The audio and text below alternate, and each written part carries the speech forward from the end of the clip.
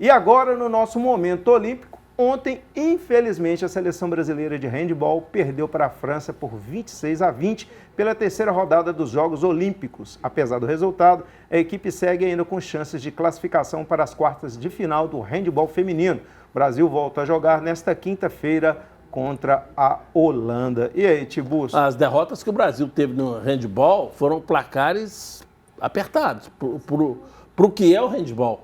Tem a melhor goleira das Olimpíadas. Pois é, temos que torcer sempre por elas. E você de casa, está torcendo também? Na manhã dessa quarta-feira, Miguel Hidalgo conquistou o melhor resultado do triatlon brasileiro em Jogos Olímpicos. O paulista fez uma prova de recuperação impressionante na corrida, que é o ponto forte dele, para conquistar em Paris o primeiro top 10 da história do Brasil na competição. Miguel cruzou a linha de chegada na Ponte Alexander III, na 10ª colocação, com um tempo total de 1 hora, 44 minutos e 27 segundos. Pouco mais de 1 minuto atrás do campeão da prova, o britânico Alex Ier. Pois é, poderia ter ganhado, mas foi muito bom e tem que ser valorizado, né, Tiburcio? O Brasil vai crescer demais no ciclismo. Demais, demais. É uma prática de esporte que todo mundo tem feito aqui no Brasil inteiro. E a tendência de crescimento dos atletas do ciclismo no país é muito grande. Você está falando de ciclismo? Conversei essa semana com o professor Guilherme Pucieldi, que é o técnico da Seleção Brasileira de BMX, está lá na França e disse que assim que acabar as Olimpíadas estará conosco aqui no programa, tá? Professor, tamo junto aí! Porque as meninas lutaram bastante, cada uma ali na sua individualidade, contribuindo para esse resultado final, que foi a medalha de bronze. E, claro, a gente tem um destaque ali da Rebeca Andrade, que luta diretamente com a Simone Biles, que hoje é a melhor ginasta do mundo, mas todas as meninas merecem o seu crédito. Inclusive a Flavinha, né, que minutos antes, durante o treinamento, ela acabou caindo, machucou, né, teve um corte na sobrancelha, deu até um susto em todo mundo, mas ela deu a volta por cima e deu um show. É uma medalha que realmente exigiu sangue e suor das meninas e tá aí o resultado, né? Foi por onde, elas fizeram por onde merecer essa medalha de bronze inédita na nossa história e tem que ser, sim, muito comemorada. Inclusive, a gente vai ficar de olho ainda na ginástica artística, porque não acabou. A Rebeca, a Flávia e a Júlia ainda disputam provas individuais. A gente, claro, aqui no Placa Horizonte vai cobrir tudinho e trazer para vocês essas disputas aí ao longo desta semana. Agora, mudando de assunto, mudando de esporte, né? Para falar do vôlei masculino. A seleção brasileira madrugou para a gente, né? Para eles lá era durante o dia. Mas madrugou nesta quarta-feira, jogou às 4 da manhã contra a Polônia. Abriu 2-1 de vantagem e parecia que iria conquistar a primeira vitória nos Jogos Olímpicos de Paris. No entanto, tropeçou de novo.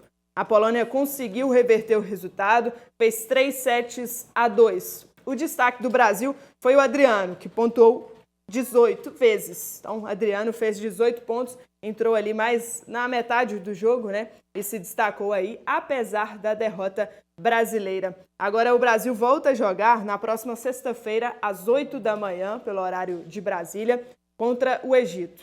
É jogo de tudo ou nada, tem que vencer, porque aí o Brasil se classifica para a próxima fase como o terceiro melhor colocado. Mas mesmo que vença o Egito na sexta-feira, precisa fazer contas em relação aos outros grupos para saber se vai mesmo se classificar para a próxima fase. E ainda tem mais uma notícia ruim, porque se o Brasil passar, só tem a possibilidade de se classificar como o terceiro melhor colocado, né? Porque já perdeu para a Itália na primeira rodada, agora perde para a Polônia e tem o último adversário da fase de grupos, o Egito, na sexta-feira. Então, vencendo, é o adversário mais fraco, tem que vencer, e aí só se classifica como terceiro melhor colocado. E na próxima fase, pegaria a Itália, que é super favorita na medalha em Paris. E passando da Itália, né, numa situação hipotética, hoje, nessa chave, nesse chaveamento do vôlei olímpico, o Brasil pegaria o vencedor de França e Polônia.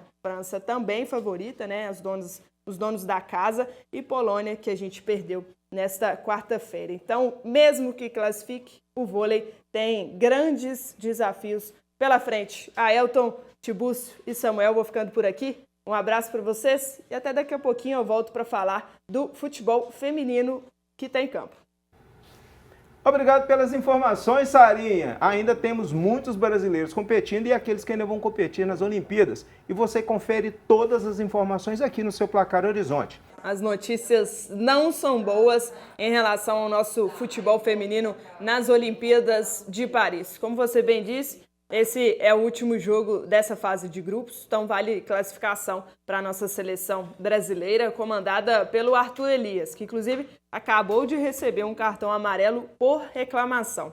Por falar em cartão, a gente perdeu a Marta ainda no primeiro tempo, em um lance de expulsão, né? Ela, uma dividida com a adversária queria disputar a bola com a cabeça e a Marta colocou o pé muito alto, né? Então o árbitro nem titubeou, já deu o vermelho logo de cara, expulsão muito merecida. A Marta até chegou a reclamar, esboçou uma reclamação ali, mas eu acho que foi mais de tristeza, porque talvez pode ter sido aí o último jogo dela vestindo a camisa da seleção brasileira, né? A gente lembra que a Marta vai aposentar ao fim dessas Olimpíadas na seleção e, infelizmente, esse pode ter sido aí, quem sabe, o último jogo dela e de uma forma não muito feliz, né? Não do jeito que a gente gostaria que fosse. E o Brasil perde nesse momento por 1-0 para a Espanha, ainda pode se classificar, mas a conta depende de alguns jogos. Olha só.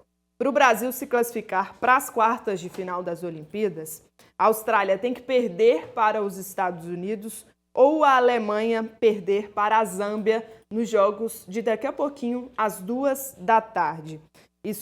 Essas partidas válidas pelo Grupo B. Ou o Canadá não vencer a Colômbia às 16h pelo Grupo A.